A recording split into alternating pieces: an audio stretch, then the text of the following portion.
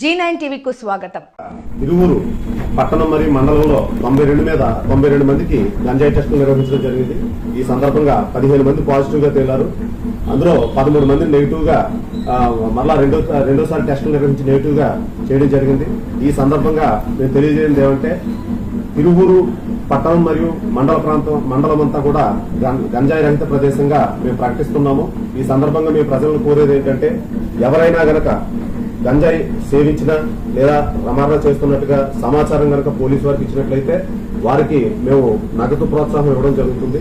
అందులో భాగంగా సేవించేవారు సమాచారం ఇస్తే 1500, అదేవిధంగా రవాణా చేసేవారు సమాచారం ఇచ్చినట్లయితే వాళ్ళకి 5000 రూపాయల వరకు బహుమతి ప్రకటించడం జరుగుతుంది. అదేవిధంగా సమాచారం ఇచ్చిన వారి యొక్క వివరాలు గోప్యంగా ఉంచడం జరుగుతుంది.